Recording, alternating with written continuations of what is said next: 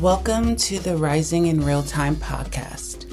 Rising in Real Time is a living conversation among three women who are not only talking about healing, but embodying it. Each episode is a snapshot of our collective becoming, the tender, the raw, and the radiant. Together, we rise through stories of ancestral remembrance, sacred ritual, and embodied freedom. This isn't a show about being healed. It's a devotion to what it feels like to rise again and again in real time. I'm Christine. I'm Sia. And I'm Sesheta. Let's get into it.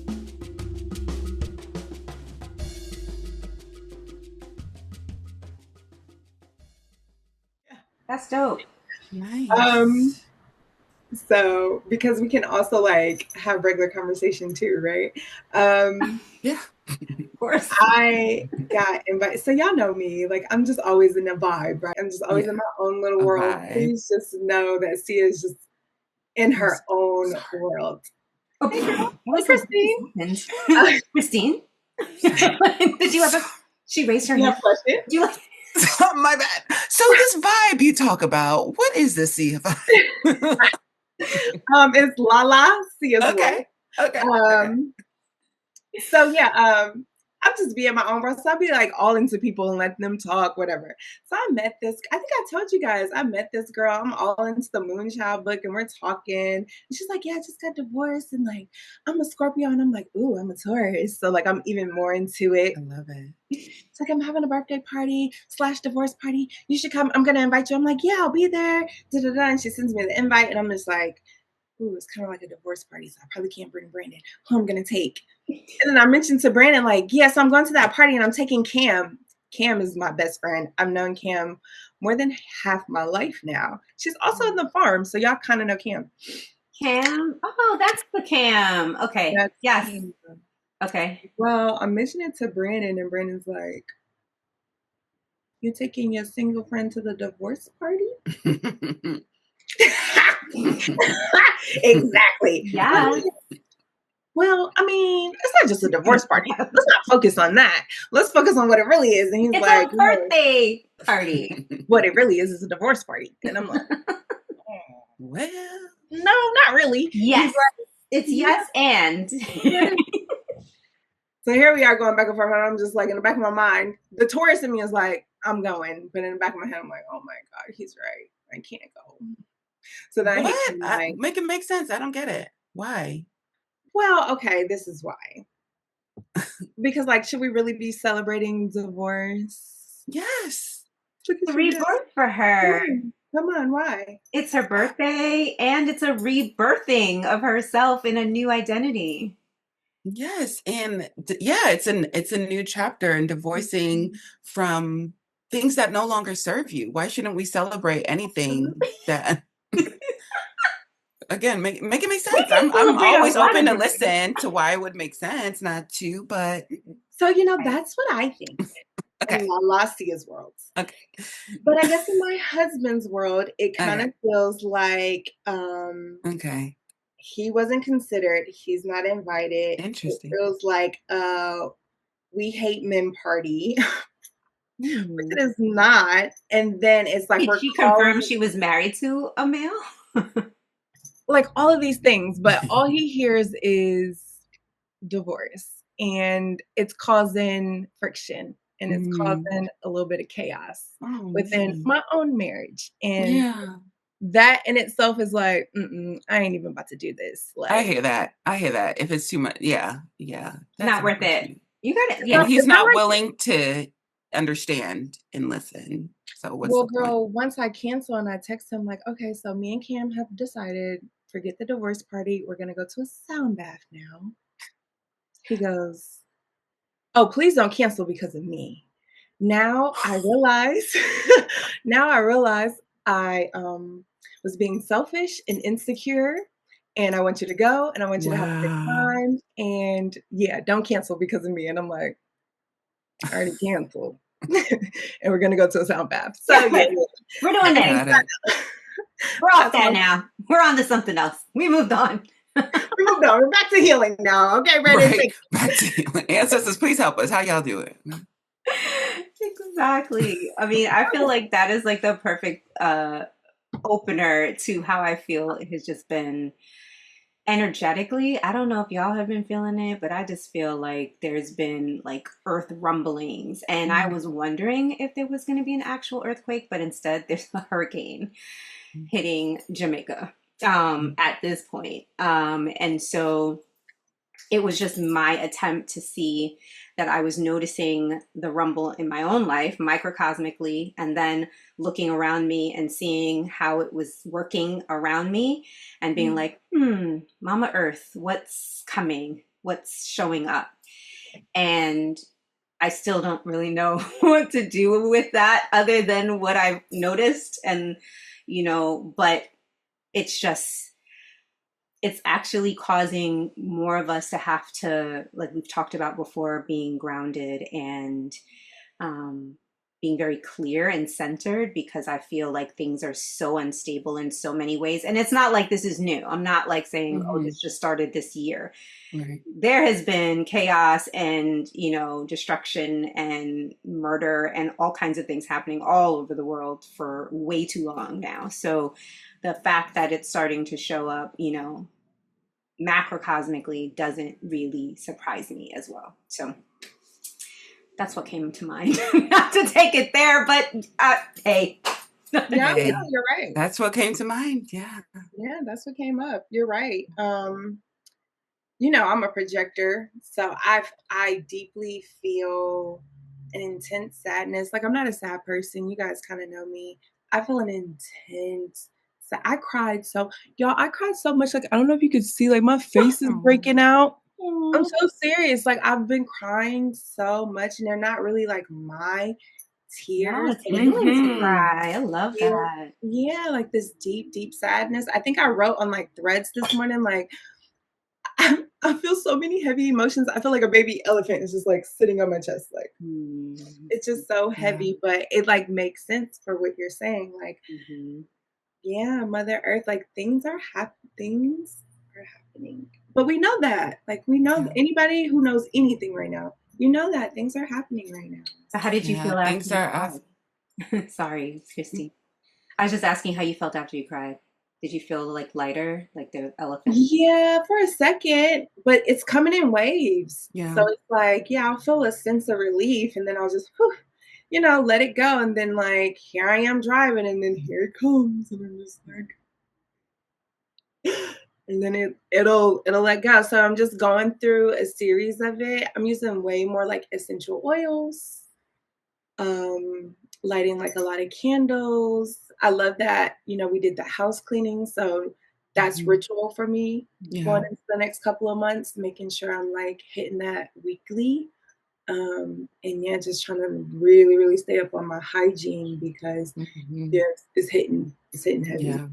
I feel that too. It's definitely hitting heavy. And I also wrote last night, and I'll share it with y'all, but the tears just, I feel like it came from the soil. It came from the roots. It came from the earth. It came from our ancestors. It came from that lineage.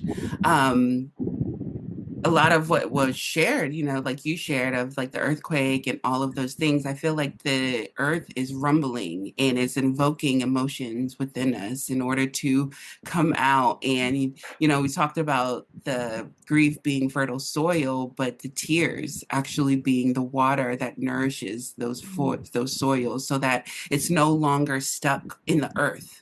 It can be released and transformed and transmuted to replenish back. And I was in a class yesterday, my griot and gumbo class, talking about African American, roots, and then Haitian roots, and combining them. And we had a speaker yesterday just talk, and how she was sharing her education and how she had a grant with Harvard to do this study with kids in Haiti and how they acclimate to the US. And she was sharing this new curriculum in this program, and I wept like a baby. I bawled like a baby. And I really felt like it was not only for little Chrissy G, like my inner child, but it was from my ancestors. Just like, oh my goodness, what if we had something like this where we can uplift our spirits, we can uplift Lua in our everyday education. And it was right after my daughter had our parent teachers meeting, and I'm just like full of emotions, like she's not acclimating to this traditional world that we're in, and like, what am I doing wrong? But it was just like reassurance. But coming to this and seeing the new waves and the new curriculums that are being built and the new world for these new children. And so this is what I wrote. I felt I had such a good feel good cry tonight. The kind where your thoughts were scattered, your words get stuck in your throat, and all that's left is to let the tears flow. This cry came from the roots through my heart of my inner child and washed away any pieces of the old dreams and tender memories. Little Chrissy G, I see you. Zonset, which are ancestors, I feel you. And Christine, keep showing up radically as you. And in doing so, you make us all proud. And I feel like that is like for all of us, from what you shared, like they are so proud of us and we need these tears. So like I'm not a crier too, and I was just like so surprised that like all this came out. But again, I felt like it was not only me, it was like my inner child, it was my ancestors, it was my roots. And so I thank them for allowing the tears to flow. It's so beautiful, Christine. That was gonna make me cry. I know, right? I know. That was so beautiful. Yeah. Oh my goodness. And like such a connection, like your child, your inner child, your ancestors, like that lineage and that legacy, like. Yeah. And I don't know if it's because like, and I thought about it too, because we're cosmic astro girlies. And I'm like, it's probably that Capricorn moon because Capricorn is my IC, is my fourth house. So literally that Capricorn moon activating that fourth and fifth house, depending. And so like seeing that come up through peace and through my inner child, it was just like, I really need to tune in and pay attention on these Capricorn moon days because I feel like through me, there's something that wants to be expressed. Thank you. You took the words right out of my mouth. Express. That's so beautiful. Oh my gosh. So I feel like we started talking, but we haven't even shared like who we are. But this is like a perfect way to experience who we are. And so give thanks, Christine, for bringing the ancestors forth and forward. And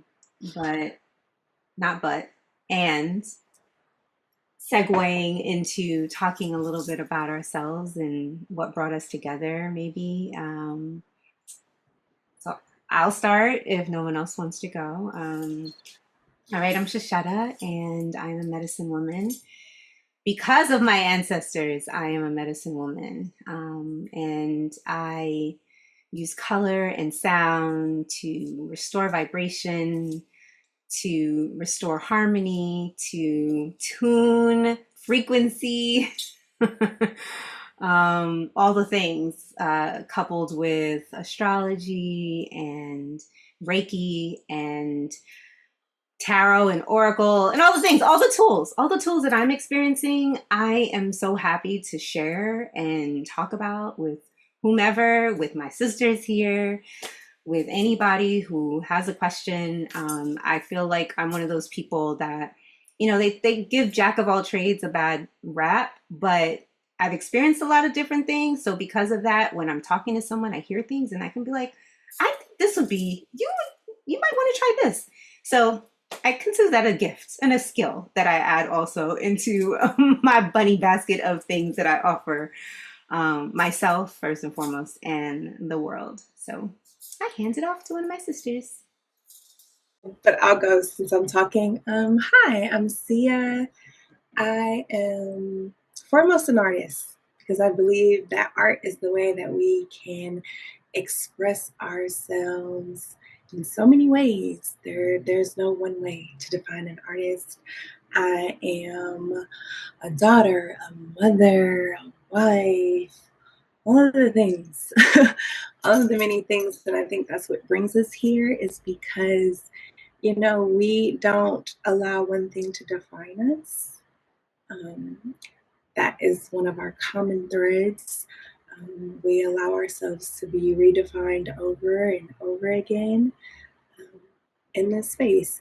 And I wanted to look up really quick that quote about like the jack of all trades is like a master of none, but the master of one is dot dot dot dot. And it's really good at the end. Like you need that part, and my husband knows it. Because it's key. So at some point, like, we're gonna plug that in, because you need to know. You need to wear many hats. Like, you need to know all of the things. It makes us well-rounded, and especially in this community of like healing and spirituality, there's just no one route to the destination. There's many ways. There's many journeys. There's many journeys to God. I believe there's as many paths to God as there are people, especially coming from a background where it was so very rigid and strict and like, you have to follow this way. I feel like, and because I was brought up that way, it's like in my purpose to show the people, though, you can go all of these ways and we can still make it. So that's my piece, and that is who I am. And now I'll pass the baton to Christine. Yes. Speaking of going many different ways and doing all of the things, I am Christine. I think what in this moment, because she says it's forever changing. I go by many names, many archetypes, many titles. But in this moment, I think what best describes the season of my life is the cosmic doula. And what I think a cosmic doula is somebody who is not here to birth anything for you, but to give you all of the tools and information, and most importantly, the encouragement you need to remember how powerful you are, all of the gifts that you come with, all of the gifts that you have been given by God, and all of the people that walk behind you and beside you in order to birth whatever your artistry is, to birth whatever your mastery is, to birth whatever child needs to be manifested in this world. And so my work is really centered around liberation, self-sovereignty, and just tapping into knowing who you are and knowing the many hats that you hold, and just being familiar with that and caring for that and nurturing that. So I do that through astrology, human design, through embodied coaching, empowerment coaching, and through practical tools and grounding tools and liberation. Also been called the Notion Fairy Godmother. So giving you a portal, a place to house all of these things. So if you need to go back and reconnect with those, there's just like reminders. So that's a little bit about me and what I do. But everything that I do is surrounded around intuitive. It used to be intuitive wellness, but it's intuitive well-being, because in order to have wellness, we need to be well. So it's just a reminder to be, and not necessarily at all constantly heal yourself, heal yourself, heal yourself. Sometimes we just need to let the wound be. Sometimes we just need to be, and that's wellness in itself. So Oh, that's so good, Christine, because yes, that pause in that acceptance, even just recognizing that you notice something, the awareness in itself. yeah.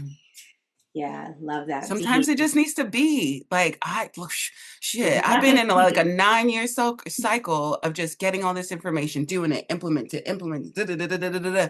I haven't been able to just sit in it and be with it. And have I been really healing myself? I mean, I'm sure the awareness comes, but that true soul level, Yeah, the I feel like embodiment, the right? embodiment. Yes, yes. It's like taking it from here and then Yes, yes. allowing it to Pulling it on down, putting action. it in the body, moving it around. Yes. Love that. Ooh, chills. Yes. Okay, so what is the question? We're complete. I know we're talking about it, we're touching on it, but we do have a theme Yeah. that we're Yeah. addressing. And just please remember me because I need the reminder today. Okay, so our question for today is how our ancestors guide our healing journeys in this theme of like remembrance. So go ahead, Sesheta, since you started us off, go ahead and talk about those ancestors, girl. So I feel like so much of what I started out talking about with like just sensing and watching and looking and connecting the dots is like my attempt to re-indigenize myself. And that term is not, my own. It's something I heard in a film I just watched called The Maori.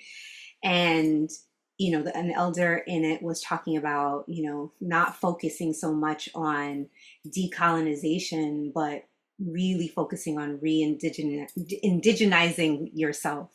And so like submerging yourself. And when I thought about it, like this is my interpretation of what indigenize means, is like submerging yourself in ways and concepts and thoughts like from an indigenous perspective, and while not every perspective is practical and logical for the times that we're living in, just even taking the time, I think, to think about it and to consider it and listen, I feel like is part of from, me listening to my ancestors. It comes from me sitting at my altar and talking to them and praying to them and calling their names, and the veneration of them means that I need to go back Sankofa and look and pull things forward that we may have lost along the way, or we may still do, but don't remember why we do, and give it context and give it intention so that when we pass it forward, it now has the meaning, the reason, the practice, everything all aligned. So we're no longer disjointed, so that our power can really be embodied and manifest now in this time where it's needed the most. I'll pause there. Okay. No, I love that. I love that Sankofa.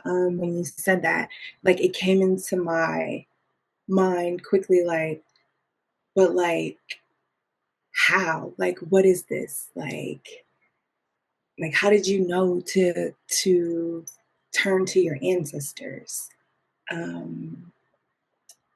Because like for somebody like myself, coming up, I came up in a single parent households, no extended family, or like we had extended family, but they weren't around. We weren't submerged into extended family or family really at all. I had two aunts and two cousins, and even those family members were like at bay.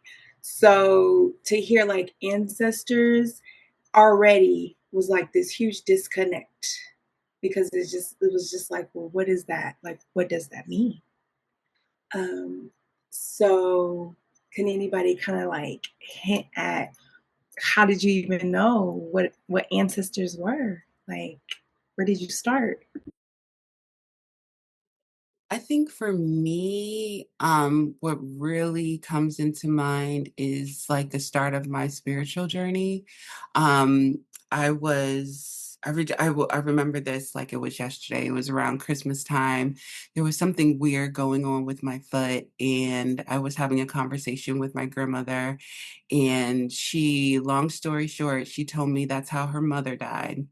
And it was something happened, and then 3 days she died.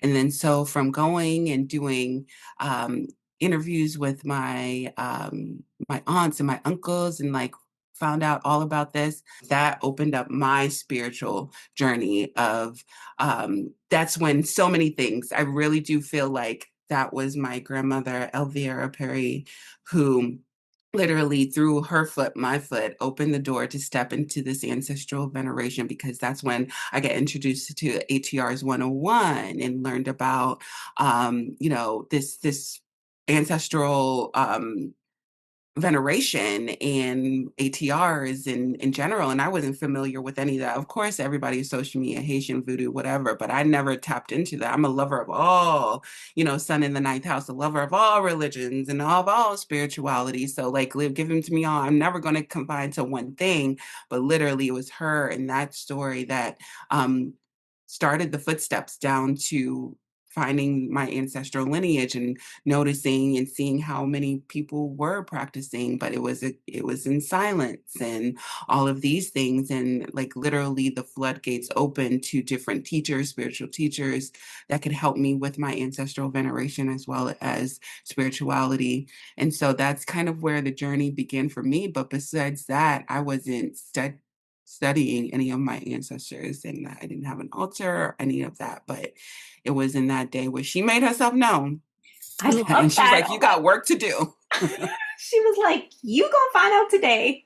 And I love that you even thought to ask your grandma. Like, I mean, I don't even know how that conversation came up, but you probably were like, what's wrong? My foot is bothering me. And yeah, it was wild because it was around Christmas time, and that was when she transitioned. And my grandmother was like 18, 16 at the time.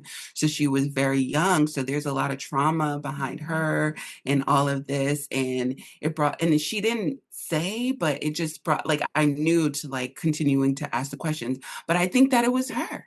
Like she was like like she knew that I would potentially call my grandma around Christmas to say, happy Christmas, happy holidays, whatever. And so I can't even the describe the opening, like feeling. you said, Yeah, the the portal. opening. Yeah.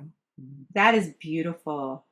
And I have to say, I mean, let's be real. Every time we open a photo album, that's ancestor veneration. Every time you sit with your grandmother and hear the stories about when she's growing up, or when your parents, about raising your parents. Like, I mean, I know your parents are here, hopefully, but if they're not, anybody who has passed on, any story that's being shared about them is also ancestor veneration. So I feel like I need to uplift that, because I didn't think of it like that when I was coming up.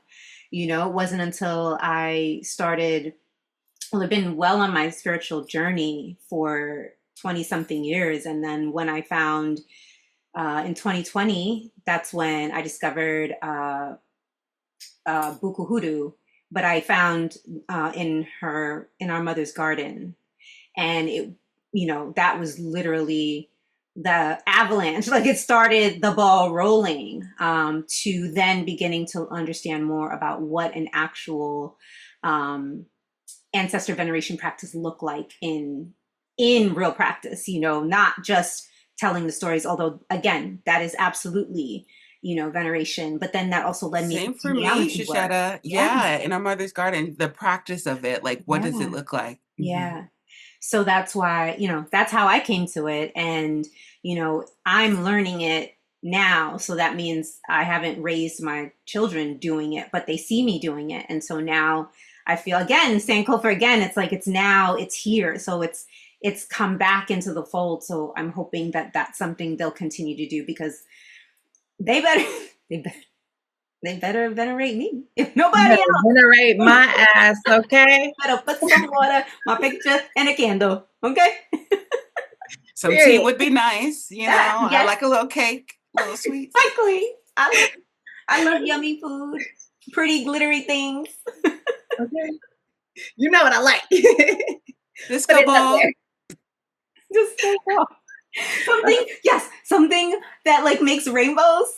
A little prism that catches the light. Are y'all taking notes? Okay, this is going on record. That's funny, because Thursday, when I was talking to my kids in my office, they was like, yeah, what was you doing in here last night? I was like, don't worry about what I was doing in here last night. All I know is y'all better venerate me. Y'all better pick up something that I'm putting down. Anyhow, yes, Sesheta, I love that you mentioned the stories, because for me, that's what it was, the stories. Like I mentioned, I didn't have anything else but stories. And I very, very vividly remember just one time we had this one cousin from California, Zaya. Zaya came to visit us, and Zaya stayed up all night and day telling my mom all of these stories. So my grandmother, Johnny Francis Jones Ibaye, passed away when my mother was about 6 years old. So not only do, I didn't get to really experience her, my mom didn't really get to experience her mother. So Zaya came and she just was telling my mom all kinds of stories. And I just remember that just like igniting so much in me of hearing these stories and like, ooh, these stories. And I carried that with me for a while. And then, I get into my spiritual practice and I'm told, oh, you need an ancestor altar and you have to print these pictures and things. And I'm just like, I don't have this kind of stuff. Like, what do you mean? So I just made an altar and I would just like make things represent my people. And it's just like, you just represent my grandmother and you represent my grandfather. And then one day I went to go, I ain't gonna say who, but I went to go visit a family member who happened to have the ashes of my grandmother, Johnny Francis. And I was just like, how did you get her ashes? And they were like, I don't even want them. Like, I don't want them here. If you weren't about to get on a plane and go out the country, I would say take them with you. And I'm just like, so like I'm sitting there and I'm just like, this is crazy. This is crazy. And I was like, grandmother, I hope this does not disturb your soul and what I'm about to do. And I got a piece of tissue and I took some of the ashes and I put it in the tissue. And I roughed it up and I took that with me and I put that on my altar. And I promise you, when that happened, everything just started to shake and move. To the point where today I have my grandmother's entire urn. And then you guys know, because you know me, but I have her mirror. So her mirror is like a really big part of our family. It's a really big part of her story. And like, it's not a little mirror, like it's a huge mirror. Like it takes up the whole wall. And it's just no way that she did not want that mirror in my possession.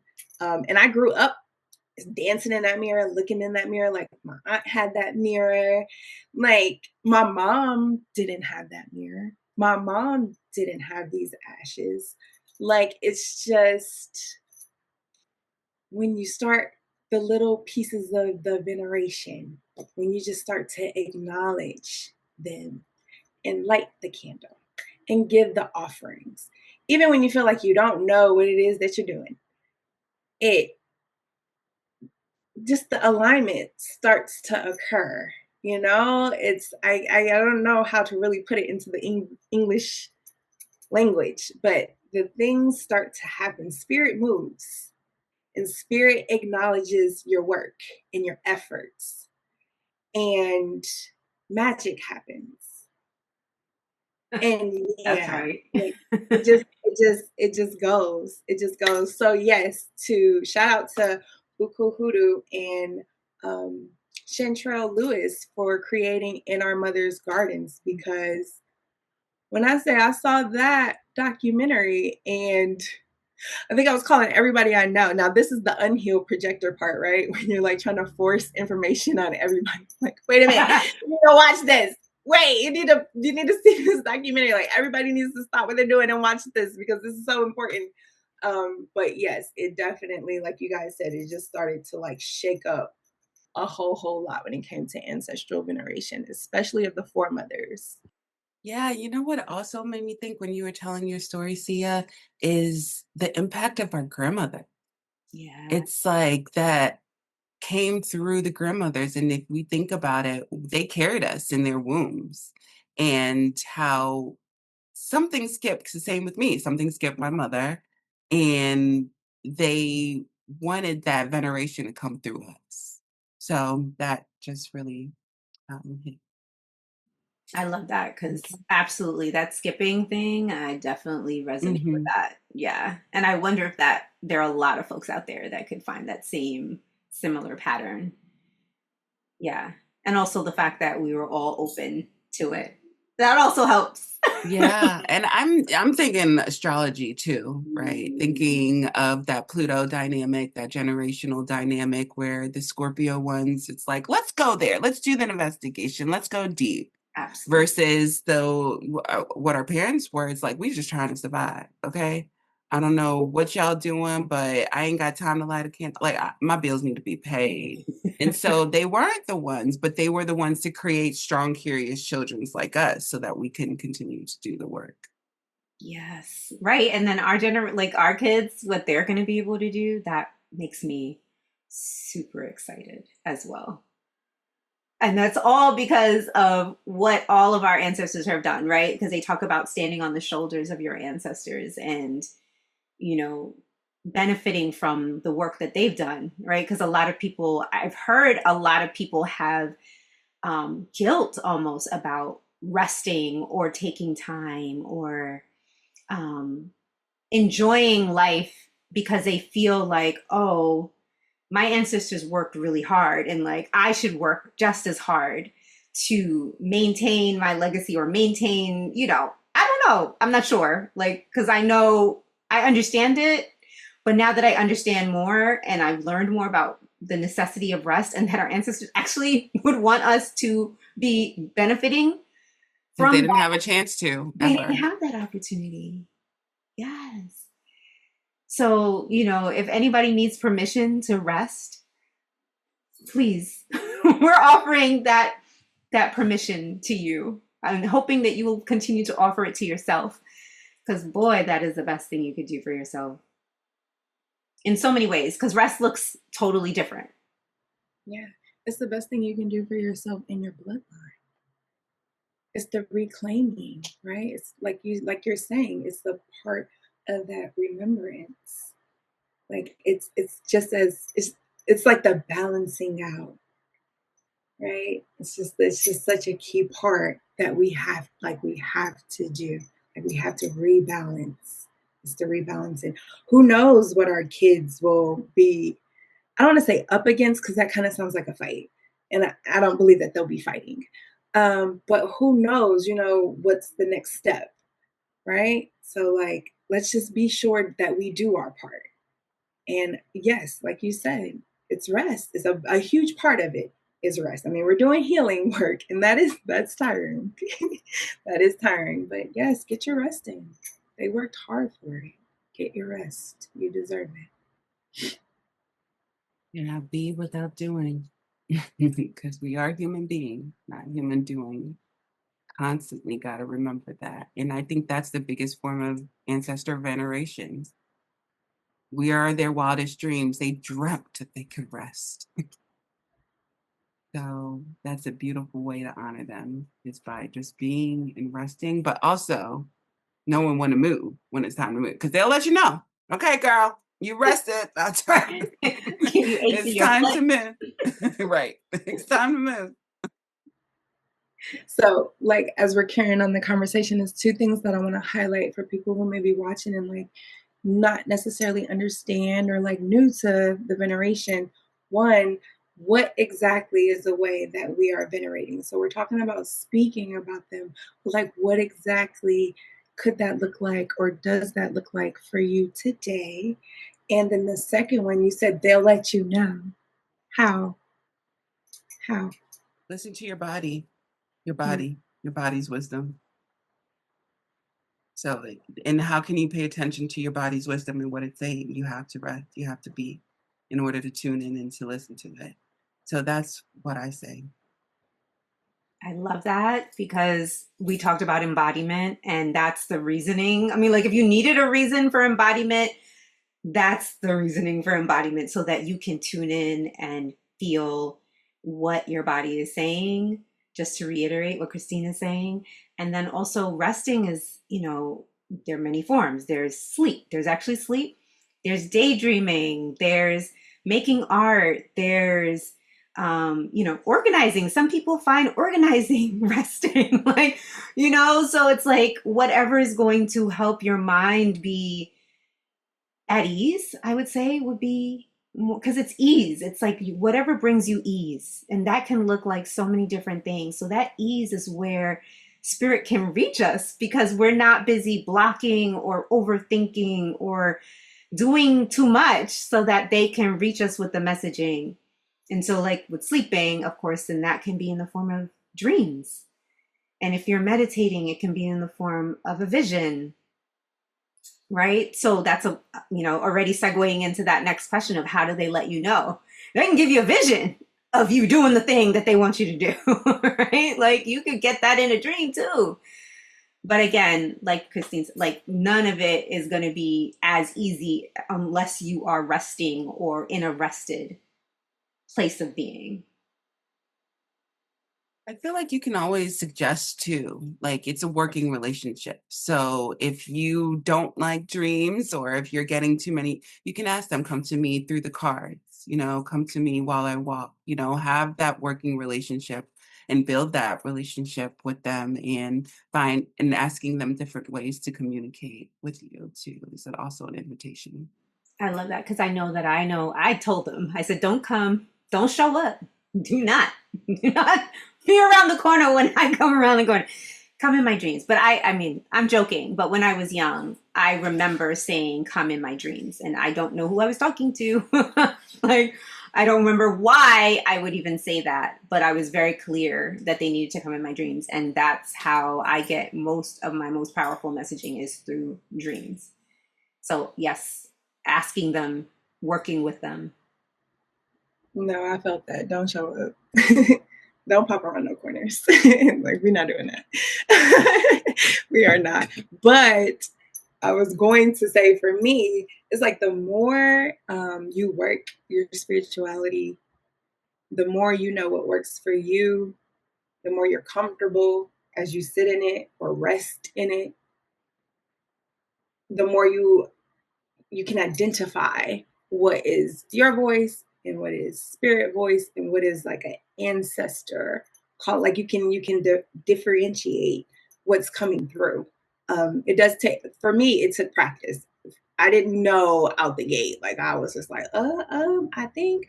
But two, trusting your gut. Like that's also a big part. Just like trusting your knowing. Like you just gotta trust. Like when it comes through. So I just want to give like a quick example. Today, doing my ritual, like I do shower ritual, prayer, meditation.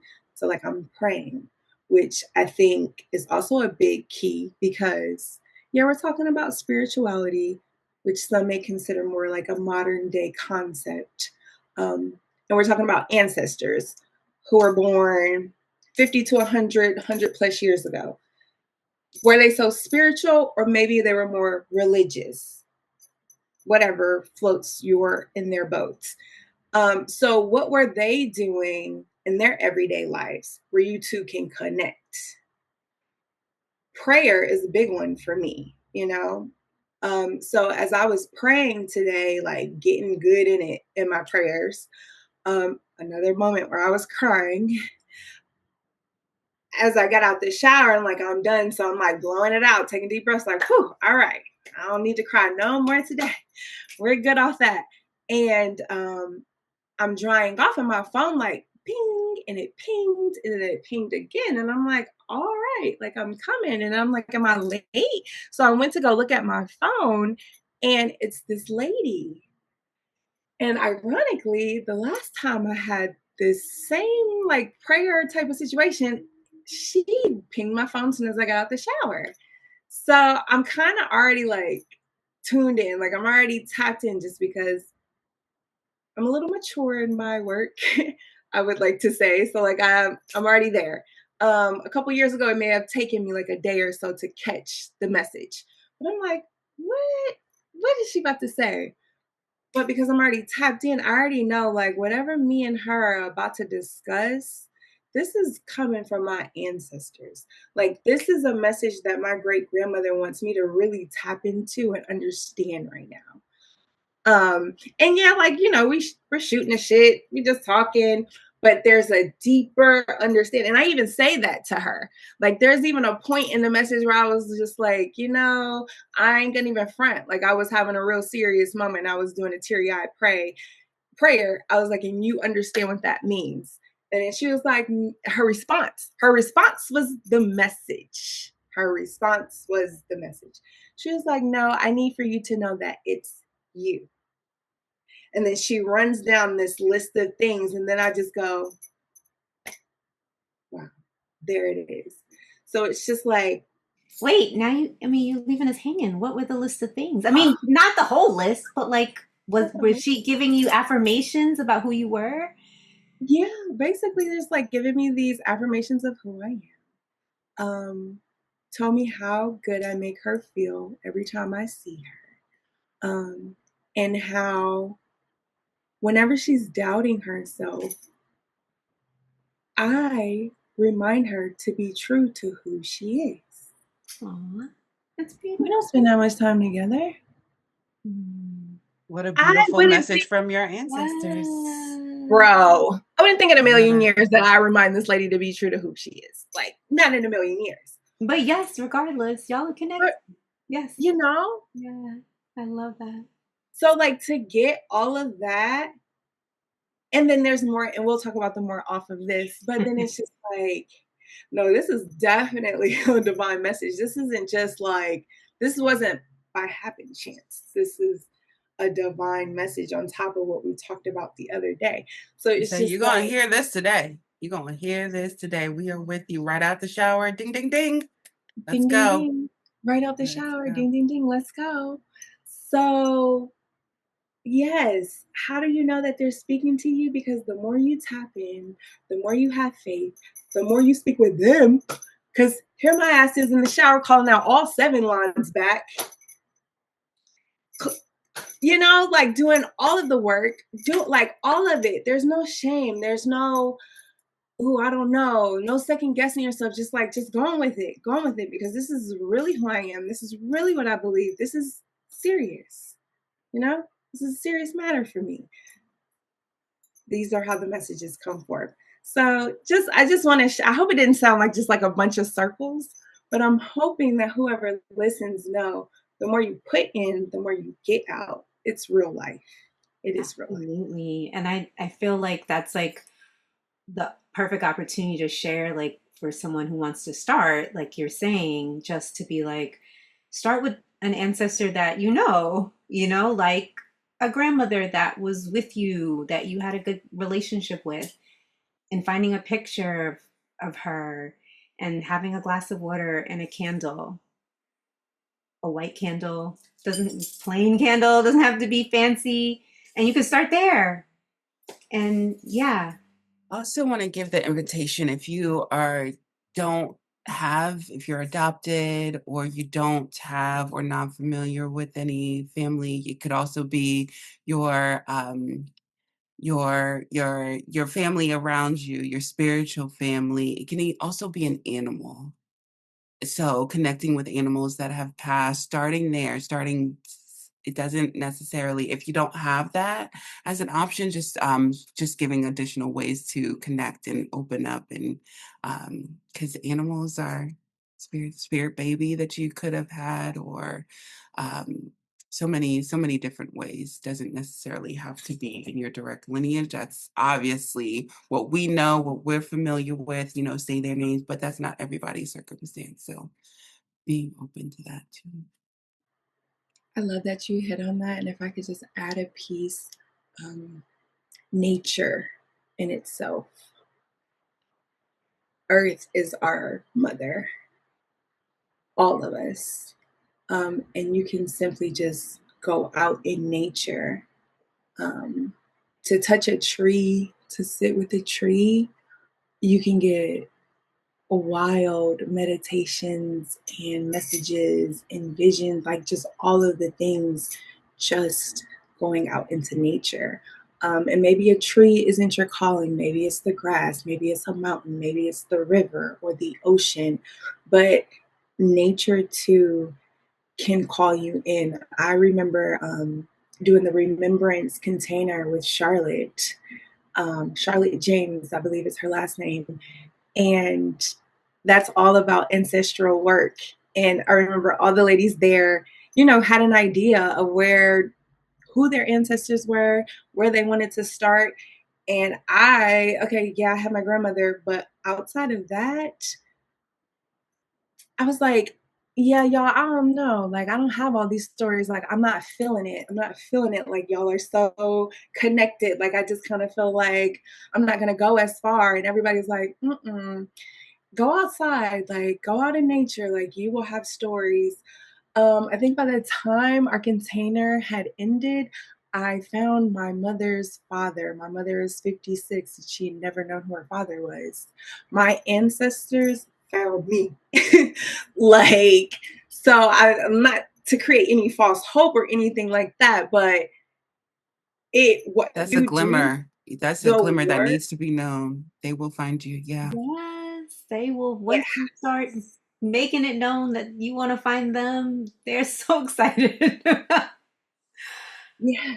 They're so excited. It's like they're waiting for this work to happen in their blood. They are waiting for, they're so excited. They're so excited to receive. They're so excited. So just start. Just start. Do you want to close with a card from the rest deck? Yes, that'd be great. Okay, I'll go grab it. Y'all both lifted up your Agun and your ancestors, and I would just love to uplift my grandma, Agnes Louise Martin Butler Ibaye. She's like my second mom. So yeah, gotta represent. All right, let's see what that message is. Yes.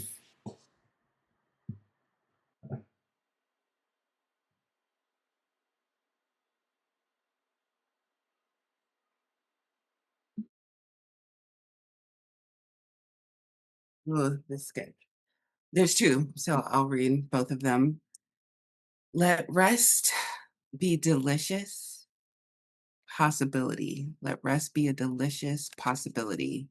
Speak these words out loud. I deserve a day without fear. I deserve a soft space to rest. I deserve the beauty that arrives from being a vessel for rest. I deserve the possibility of committed change. I deserve rest.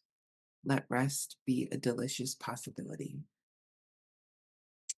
I don't belong on the grind. I will get off. Rest in the truth of the power you hold over grind culture.